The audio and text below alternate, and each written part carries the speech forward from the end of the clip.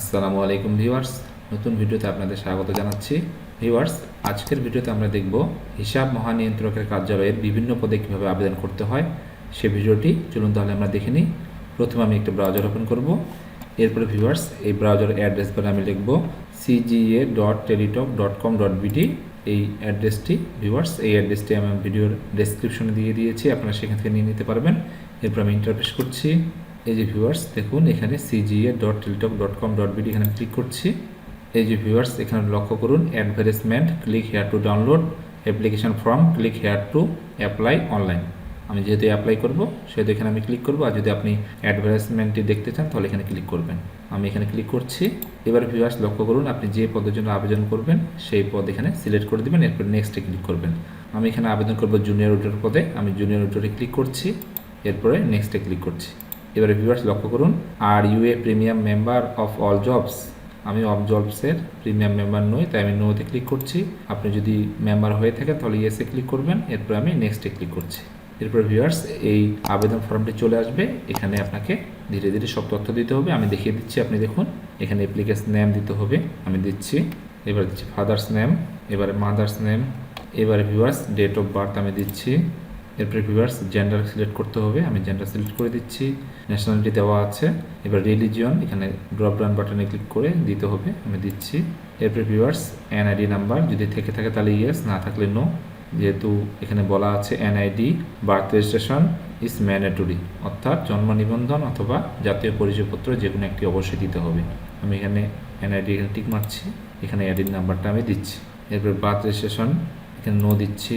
এরপরে passport no, marital status single, quota নেই, non কোটাতে ক্লিক করছি। এখানে ভিউয়ার্স মেইলিং অ্যাড্রেস, ভিউয়ার্স এখানে কেয়ার অফ দিতে হবে, আমি দিচ্ছি। এরপরে এখানে ভিলেজ টাউন দিতে হবে, সেটা দিচ্ছি। এরপরে ডিস্ট্রিক্ট দিতে হবে, আমি ডিস্ট্রিক্ট দিচ্ছি। এরপরে এখানে উপজেলা দিতে হবে, আমি উপজেলা দিচ্ছি। এরপরে ভিউয়ার্স এখানে পোস্ট অফিসের নাম দিতে হবে, আমি দিচ্ছি। এরপর এখানে পোস্ট কোড দিচ্ছি। ভিউয়ার্স এখানে আমি প্রেজেন্ট অ্যাড্রেস দেওয়া শেষ, পার্মানেন্ট অ্যাড্রেস আমার একই, তাই আমি এখানে শুধু চেক বক্সে টিক মার্ক করে দিচ্ছি। এবার ভিউয়ার্স এখানে আমাকে মোবাইল নাম্বার দিতে হবে, মোবাইল নাম্বারটা দিচ্ছি। এরপর এখানে মোবাইল নাম্বারটা আবার দিতে হবে, আমি দিচ্ছি। এবার ভিউয়ার্স এখানে ইমেল, আমি ইমেল দিচ্ছি না। এবার ভিউয়ার্স আমি নিচের দিকে চলে আসতেছি। এই যে দেখুন ভিউয়ার্স এখানে এসএসসি অর ইকুইভ্যালেন্ট লেভেল, এখানে এসএসসির তথ্য দিতে হবে, আমি তথ্য দিচ্ছি। ভিউয়ার্স আমার এসএসসি দেওয়া শেষ, এবার আমি এইচএসসি দিচ্ছি। ভিউয়ার্স আমার এইচএসসি তথ্য দেওয়া শেষ। এবারে ভিউয়ার্স আমার আর কোনো কোয়ালিফিকেশন নাই, তাই আমি এখানে এই যে দেখুন এটা আমি এখানে লিখে দিব।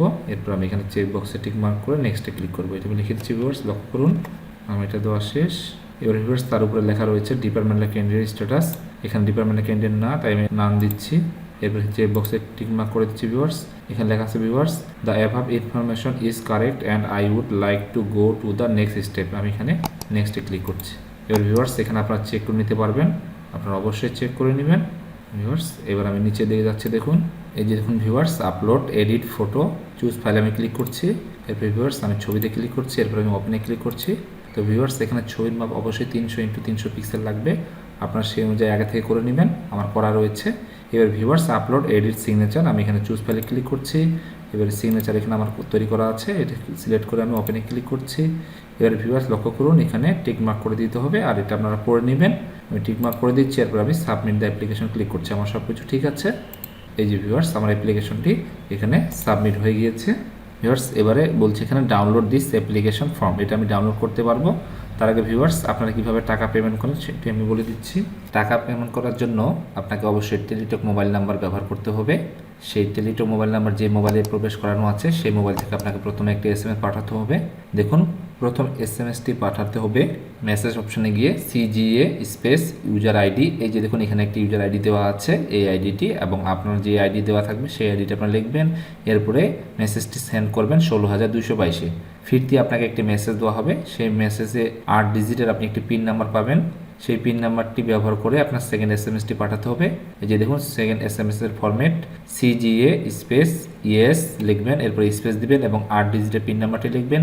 এরপরে আবারও 16222-এ মেসেজটি সেন্ড করবেন। এরপরে ভিউয়ার্স আপনার এখান থেকে 56 টাকা কেটে নেবে, অর্থাৎ 50 টাকা ফি এবং 6 টাকা টেলিটক সার্ভিস চার্জ, এবং আপনাকে একটি কনফার্মেশন মেসেজ দিবে। আপনি যে টেলিটক সিম থেকে মেসেজটি করবেন সেখানে একটি কনফার্মেশন মেসেজ পাবেন, এবং আপনি অ্যাপ্লিকেশনে যে মোবাইল নাম্বারটি ব্যবহার করেছেন সেখানেও আপনি একটি কনফার্মেশন মেসেজ পাবেন। তো ভিউয়ার্স এভাবে আপনারা অবশ্যই পেমেন্টটি করবেন, এবং পেমেন্টটি অবশ্যই আপনাকে এই অ্যাপ্লিকেশনটি সাবমিট করার 72 ঘন্টার মধ্যেই করতে হবে। তো ভিউয়ার্স যদি আপনারা অ্যাপ্লিকেশনটি ডাউনলোড করে নিতে চান, এই যে ডাউনলোড দিস অ্যাপ্লিকেশন ফর্ম এখানে ক্লিক করবেন, তাহলে আপনার অ্যাপ্লিকেশনটি এখানে ডাউনলোড হয়ে যাবে। এই যে দেখুন এখানে ডাউনলোড হয়ে গিয়েছে। তো ভিউয়ার্স আশা করি আপনাদের ভিডিওটি উপকার আসবে। আজ এ পর্যন্তই, আগামী ভিডিও দেখার আমন্ত্রণ জানিয়ে শেষ করছি। আল্লাহ হাফেজ।